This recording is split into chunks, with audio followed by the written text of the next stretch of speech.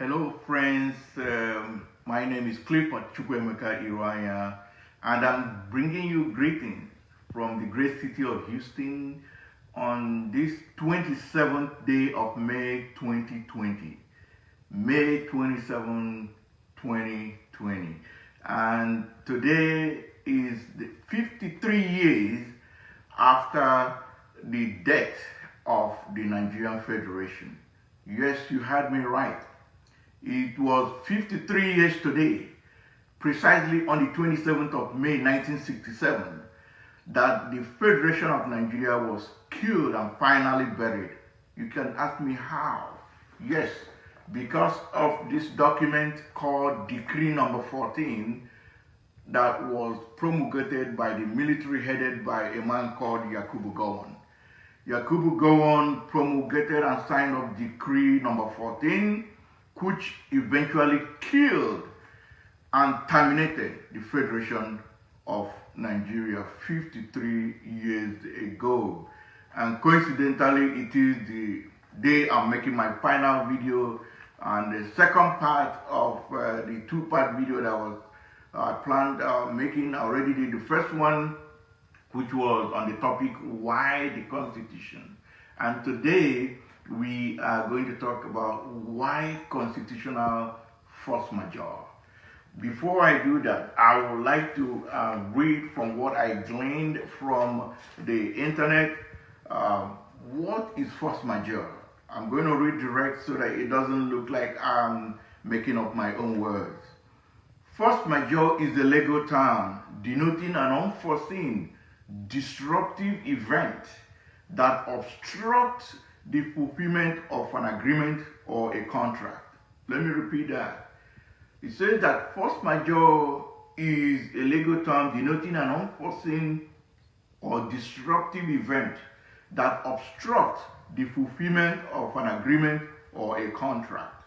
And if you recall, Dr. Amos Akingba, Professor Akin Oyebode, Chief John Nyamodo, Mark Olise, Professor Senator Adeyeye, and a host of others, they have all said that the Constitution is a social contract.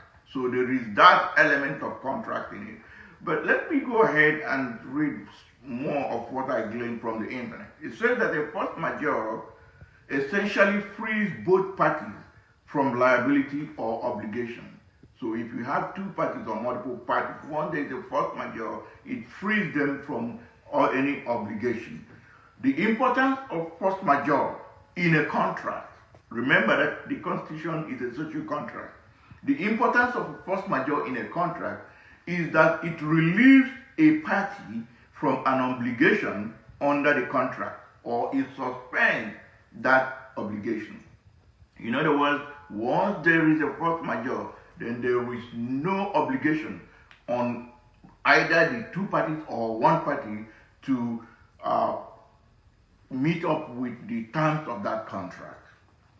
And we also are aware that a constitution, like I said earlier, is a social contract. And so now, the question now is, why are we talking about constitutional force majeure?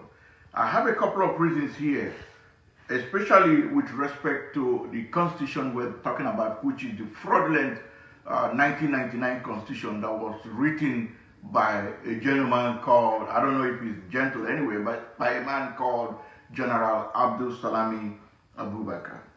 First of all, in my previous video, the video I made before this, I made everybody to understand that a constitution has two parts, and it has two steps, and they must be followed in those two steps. The first step is that there must be an agreement to form a union. And the second step is that those who agree to form a union will now agree to give and to enact to themselves that constitution. Now, with respect to the 1999 fraudulent constitution, the people of Nigeria never agreed to form a union. I am saying, because it is very important that people understand, my premise. I said with respect to the 1999 Constitution. Of course, we had the 1963 Constitution, and I'm going to come to that. But with respect to the 1999 Constitution, the people of Nigeria never ever agreed to any union. Now, the second part, it says we the people agreed to give, enact, and make unto ourselves this constitution. That is not true, because when you say we the people, it means we the people of Igbo, we the people of Ijo, we the people of Nupe, we the people of Urobo, we the people of Isoko, we the people of Anam, Epik, Ishekiri, Okwe, and so on and so forth, that we agreed to give ourselves this constitution. That is a lie from the pit of hell. So first of all, we never agreed to form a union. Secondly, we never at any point in time discussed and agreed to give ourselves those terms in the Constitution. Then number three is also a Constitution gets legitimacy when that Constitution is put in place by a referendum. Every constitution in this world is brought into legitimacy via a referendum. There has to be a referendum. There was no referendum for the 1999 Constitution for it to be legitimate. Therefore, it is an illegitimate and fraudulent constitution. Number four is that inside the Constitution, in that Constitution, it has 36 states and 774 local governments. We were never consulted. I just talked about what happened 53 years ago on the 27th of May 1967 when Yakubu Gowon unilaterally, together with his northern military officers, created 12 states. Meanwhile, when an agreement was reached at Lancaster in 1959 for us to form a union called Nigeria, it was agreed that there shall be 3 regions as at that time. Later in 1963, there was a plebiscite, a referendum that created the Midwestern region. And so, unilaterally, the military created 12 states. As if that wasn't enough, Murata Mohammed added 7 to make it 19 before he was assassinated. And then Babangida increased it. And Abacha also added on top. All of them military soldiers, military officers from the northern part, not just the northern, the Fulani part of Nigeria. And with that, they had 774 local government areas. We were never consulted. We never discussed it. It wasn't agreed. And they even gerrymandered it in such a way that a majority of those states are located in the northern part, including the local government. So that is number 4 reason. Number 5 is that the Constitution has skewed the process of revenue generation and allocation. The only constitution that was validly made, the 1963 Constitution, if you go to section 140 of the 1963 Constitution, you find out that the regions that produce the resources or that generated this money take 50%, and then 30% out of the remaining 50% goes into what is called a pool, an account pool. It goes into what is called a pool, and it is from there that the money is shared according to certain ratio among the 4 regions. That is the northern region, the south, the western region, the midwestern region, and the eastern region. That is section 140 and section 141 in chapter 9 of 1963 Constitution. Now, what do we have? In the fraudulent 1999 Constitution, in section 162, subsections 1 and 2, they share the money, all the money generated in Nigeria is put into what is called a federation account. And when that money is about to be distributed, it is distributed not according to where the money was generated, where the revenue was generated, but rather it's shared according to the size of the state, the population of the state, and the number of local government area in that state. Section 162, subsections 1 and 2, which is an anathema. So it is a ground for constitutional force majeure. The other thing we want to talk about is that, we are no longer living according to the agreement that was reached at the Lancaster House. Nigeria, as at the time the founding fathers were going for independence, agreed that the country should be a secular state. And now it is no longer so, which is a deviation from the agreement that was reached to be a union. It is a complete and total deviation, and therefore it calls for a constitutional force majeure, because it is a disruptive event that is not in any way in tandem with what was reached. The 1963 Constitution did not in any way have anything about secularity even mentioned there. Unlike the 1999 fraudulent Constitution that says in section 10 that Nigeria shall be a secular state. There is even nothing like that in 1963 Constitution. Yet, there is no exclusive section for Sharia system. As a matter of fact, for those who do not know, in section 119 of 1963 Constitution, that is the only place you find Sharia court. Sharia is mentioned or was mentioned only 11 times. 11 times in the 1963 Constitution. And it is only in section 119. That is it. That is chapter 8 of the 1963 Constitution. Whereas in 1999 fraudulent and illegitimate Constitution, Sharia was mentioned 73 times. 73 times. And not just that. The 1999 Constitution devoted 5 sections, 5 solid sections for Sharia and Islam. Section 260, Section 261, 262, 263, and 264 are all exclusively for Sharia and Islam. As a matter of fact, when you take the word count, I noted it down. Sharia was mentioned, like I said, 73 times. Islam was mentioned 28 times. Grand Qadi was mentioned 54 times. And Muslim was mentioned 10 times. There is no other religion that was, whether it's Christianity or whatever, nothing was mentioned about them. Therefore, we have moved away from the secular nation that was agreed to at the Lancaster House. So it is a ground for constitutional force majeure.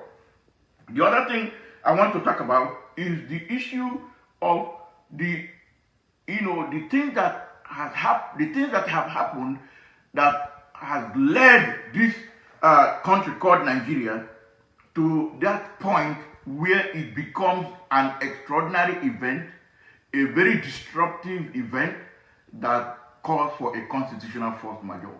Let me give you 4 examples. Example number 1. If you go to section 10 of the fraudulent 1999 Constitution, it says that Nigeria shall be a secular state, that there shall be no state religion either at the federal or at the state level. But now as we speak, even as far back as the year 2000, 12 states in the north impose Sharia. So there's a Sharia imposition. That's number 1. Number 2, Nigeria is a ranking member, not just ordinary, a ranking member of the Organization of Islamic Countries. I always say this. Forget about they put conference. No. They just use conference as a camouflage. They call it Organization of Islamic Conference. That's a camouflage. The true meaning is Organization of Islamic Country. Nigeria is a ranking member of Organization of Islamic Country, which negates even their fraudulent constitution that says that there should be no state religion. So why is Nigeria officially a ranking member of Organization of Islamic Country? Number 3, Nigeria constitution has hijacked our sovereignties and our autonomy. For instance, in Section 79 of 1963 Constitution, it gives the power to the regions to own, to regulate, to develop, to own, regulate, and distribute electricity. That is not the case. Instead, the whole thing was put in Section 4, Subsection 2 of 1999 Constitution and transposed it and explained it in Schedule 2, Part 1.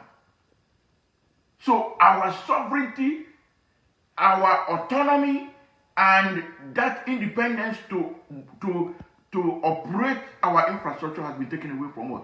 I don't even want to go to the one of oil and gas.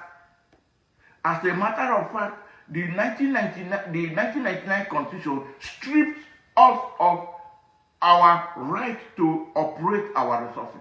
So it is a very strong ground for constitutional force majeure. And also the same thing goes with the exclusive list. As a matter of fact, do you know that the 1963 Constitution puts arms and ammunition under the state control?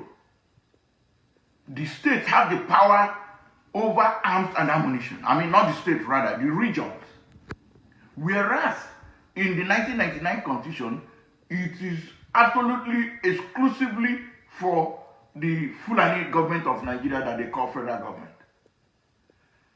Ordinary business name registration is in the hands of the state in the 1963 Constitution. Whereas in the 1999 Constitution, it is an exclusive, on the exclusive list of the Fulani government of Nigeria, otherwise called federal government of Nigeria. There are so many other things to talk about. Do you know that even the operation of the traffic on a federal highway is on the list of the state, or the region rather, in the 1963 Constitution, whereas in 1999 it's exclusively on the list of the Fulani government of Nigeria, otherwise called the federal government of Nigeria. Even, do you know that census is a regional affair? When we say census, people only think about population. You have population census, you have industrial census. So census as a topic is an overarching policy. Census is under the direction of the regions in the 1963 Constitution, whereas in the 1999 Constitution, it is exclusively for the Fulani government of Nigeria, otherwise called the federal government of Nigeria. So there are so many grounds for to declare constitutional force majeure. Do you know that Ahmadu Bello, when the discussions for independence was going on, Ahmadu Bello wanted Sharia for even the entire country. The colonial master told him, no, you may want to try it in the north, but not for the country. And he now wanted to have Sharia in the north. The middle belt said they were pulling out. So in order to carry them along as part of the northern region, he had to, give out, or he had to, put away that part of it that has to do with Sharia. And that is why in the 1963 Constitution, you don't see anything about Sharia government or whatever. But when they now jettison that constitution with whatever they did from Decree 14 all the way to Basanjo and Murtala Muhammad 1979 Constitution, and then this fraudulent and illegitimate 1999 Constitution, that was when they went haywire and decided to Sharianize or Islamize the rest of the country called Nigeria. Therefore, it is very, very imperative that we know that there are grounds for constitutional force majeure. And the final point I want to make, which is even a very grievous offense, and I am sure that people watching this video will be very shocked to hear what I want to say now. Do you know that the right to self-determination under the 1999 Constitution is unconstitutional? Let me repeat that. Probably you didn't get what I said. It is unconstitutional for you to clamor for self-determination according to the 1999 Constitution. And I'm going to prove it to you. Now, let me also make it clear from what I gleaned here on the internet. It said, in every country, the Constitution is supreme and above any law. The Constitution is supreme above any law. What does that mean? In every country, you have two sets of laws. You have what is called the Constitution, and then you have laws of the federation or laws of the country. The people, the citizens, they make and approve the Constitution. The elected representatives, like State House of Assembly, House of Representatives, and Senators, they make the laws. And then either the governor for state or the president signs it into law. But where the Constitution and the laws of the country come in collision, where they contradict or where there are some things that are in opposition to each other, the Constitution is superior. The Constitution takes priority. The Constitution wins. The Constitution defeats the law. Why am I trying to make all these explanations? Now, there is a law in Nigeria called Cap A9, Laws of the Federation of Nigeria 2004. In Article 20, that law is sectioned in by article. Article 20 of that law says that indigenous people have right to self-determination. There is no doubt about it. But that is the law of the Federation. It is not the Constitution.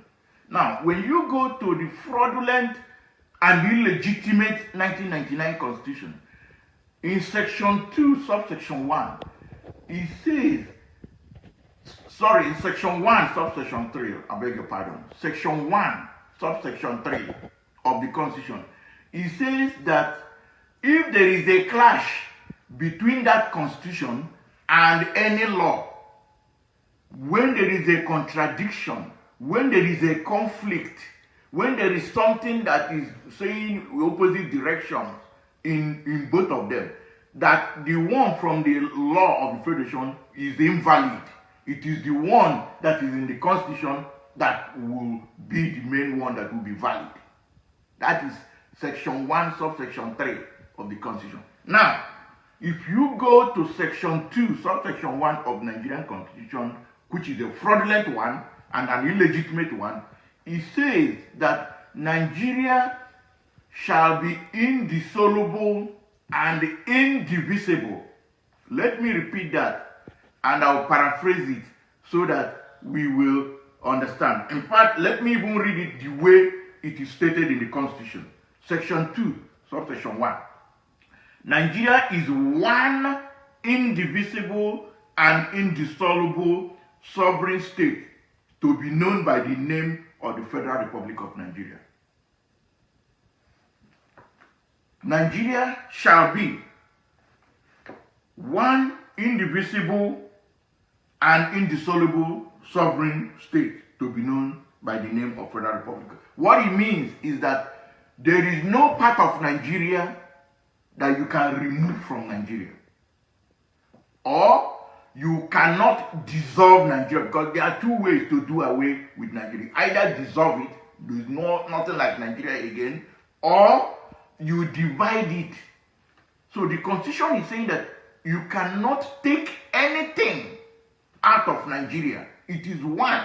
You can't dissolve it. You cannot divide it.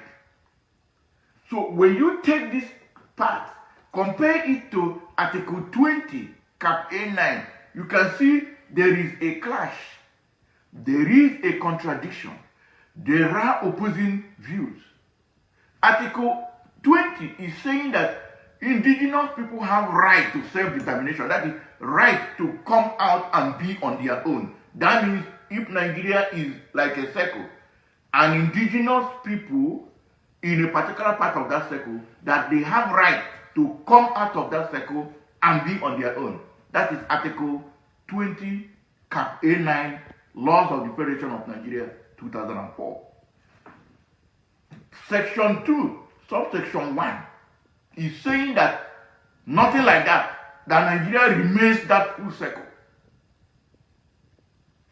So, that shows that it is unconstitutional for anybody to talk about self-determination, because that means you are going to go against Section 2, subsection 1. So, it all shows that there are extraordinary events that are now in place that calls for the suspension of this book of Lucifer, this pack of lies, this fraudulent and illegitimate document, because it was not put to referendum. Good people of the world, especially our American friends and our European friends, I would like to use this opportunity to inform everyone that in the coming days, a constitutional force majeure will be declared, and 75% of what is now known as Nigeria are already saying that they will not live up to the obligations. What am I talking about? Please, I need you to zoom in on this. This is called the Alliance Territory. You have the Lower Niger area, there is the Middle Belt, and there is also the Yoruba nation, or the Oduduwa.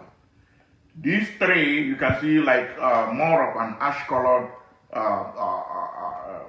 area. These three blocks, they have come together to say they have had enough of that deceit. They have had enough of that fraudulent and illegitimate constitution, because they cannot cohabit with this green path, which is the Sharia region. By the way, this Sharia region, they have two philosophies. One is they say that all men are not equal, are not born equal, and that they have the right to rule. As a matter of fact, one of them, a governor, his name is El-Rufai, he said it's an insult for everybody to say that we are equal in Nigeria. Then number two is that they believe that if they have a duty of faith to kill the infidel. The infidels are those in this alliance territory. If they have it as a duty of faith, is what they owe their God, to kill the rest of the people here. And therefore, and why are they doing that? They're doing that because they are empowered by this document, this constitution. And so we cannot continue to live a life of fear or death or a life of total domination and whatever because of this document. And therefore, the alliance territory, made up of the three blocks of the Middle Belt, the Southwest, which is the Oduduwa, and the Lower Niger area, they are in unison, and they are going to declare a constitutional force majeure in the coming days. Therefore, we are calling for the support of the international community, the Americans, the Europeans, the Asians, wherever they are. Everybody should rally around and support this upcoming constitutional force majeure, which is coming up in a couple of days' time. Thank you very much for listening, and God bless you all. Bye-bye for now.